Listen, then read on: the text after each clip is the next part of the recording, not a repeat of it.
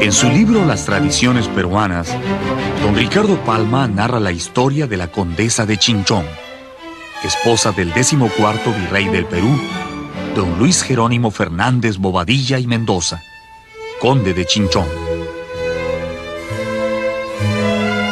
Dice la historia que a las pocas semanas de haber llegado a Lima, la condesa fue atacada por unas fiebres altísimas de naturaleza desconocida que la pusieron al borde de la muerte.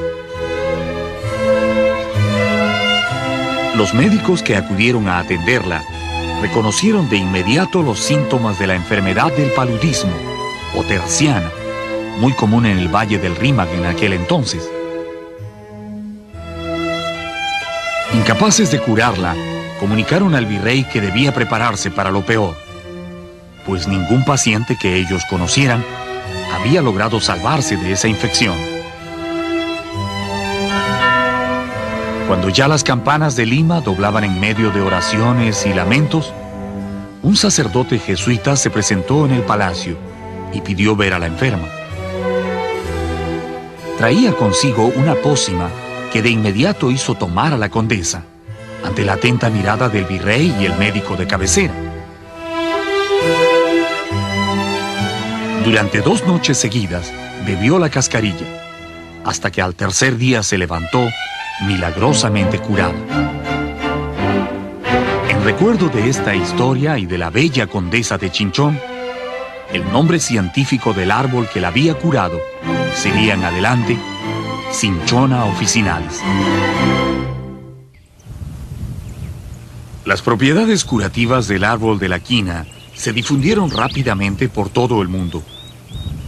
Gracias a ella, la Iglesia Católica pudo quedarse en Roma, ciudad que iban a abandonar cuando una epidemia de malaria mató a 27 cardenales en el año 1629. Solo la quinina peruana pudo detener esa epidemia. También curó al Delfín, el hijo de Luis XIV, rey de Francia. Y durante la Segunda Guerra Mundial, salvó la vida de miles de soldados norteamericanos que peleaban en las islas del Pacífico, infectadas de malaria. Realmente nunca ha existido una planta que haya prestado tantos servicios a la medicina como el árbol de la quina. Por eso aparece con orgullo en el escudo nacional del Perú.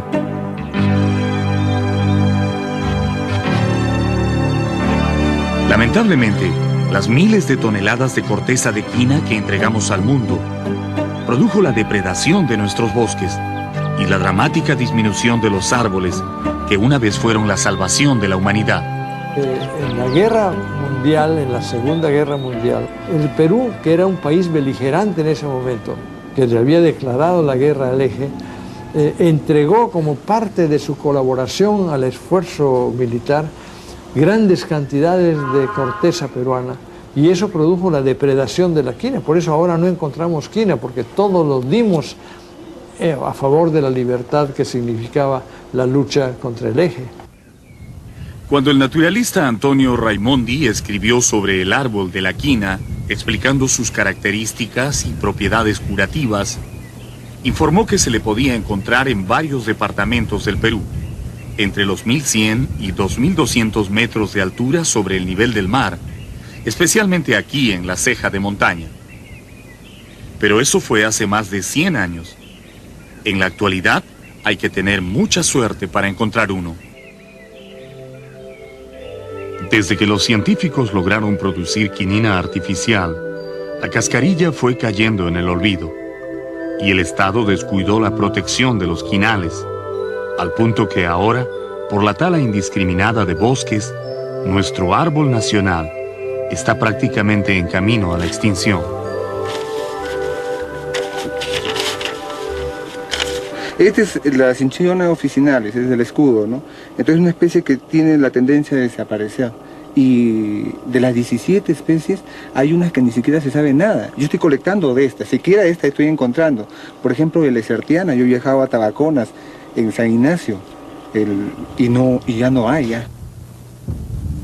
La quinina sintética ha ayudado a controlar las epidemias de malaria en el mundo, pero los científicos han descubierto que en algunos lugares están apareciendo formas de paludismo tan resistentes que solo se pueden combatir con la corteza peruana.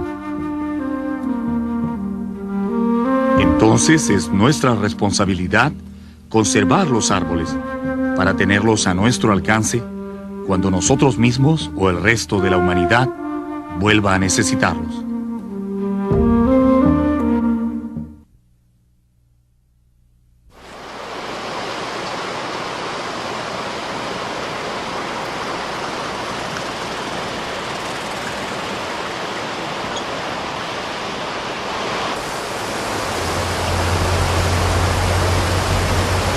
Los últimos kilómetros de la carretera antes de llegar a Chachapoyas corren paralelos al río Utcubamba, por el fondo de un cañón rocoso que el río ha excavado durante cientos de años. Pasando este cañón y remontando los cerros, aparece la ciudad de 20.000 habitantes, que es la capital del departamento de Amazonas.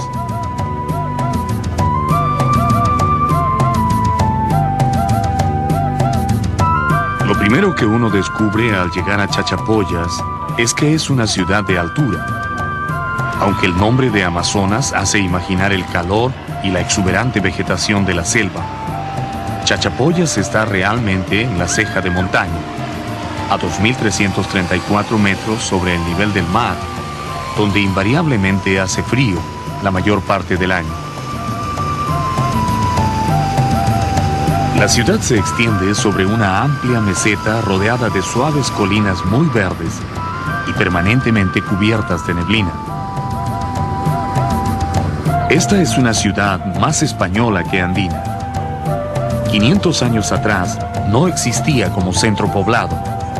Era solamente una planicie desierta, donde los antiguos dueños de estas tierras cultivaban maíz, frijol y algo de papas.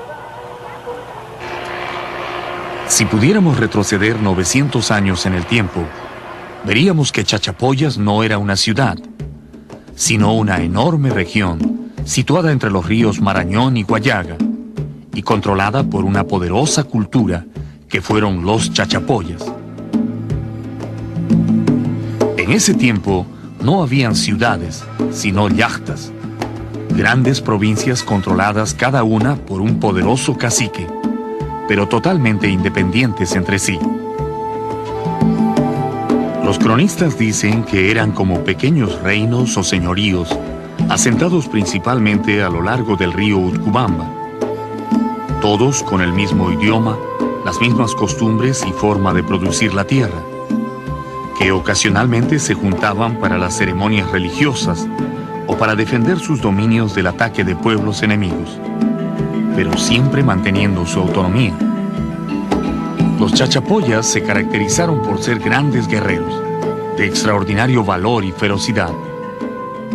Una crónica antigua dice sobre ellos: y eran muy belicosos indios, y bravos guerreros y fuertes. Cada uno de ellos se embestían como leones, y si le mataba al contrario, le sacaba el corazón y lo comían, de puro bravo y fuerte guerrero y capitán. Otro documento escrito en 1572 afirma: los Chachapoyas no obedecen más señores que cuanto dura la guerra, y ese a quien obedecen no es siempre el mismo, sino al que conocen ser más valiente, ardid y venturoso en las guerras.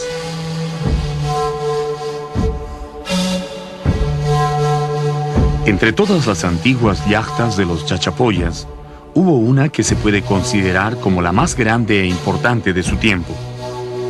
Esa fue Cuélap, una ciudad amurallada que ha resistido el paso del tiempo y sobrevive hasta hoy como testimonio del glorioso pasado de esa cultura. Para acercarse a la historia de los Chachapoyas, lo mejor es empezar con una visita a la majestuosa ciudadela de Cuélap.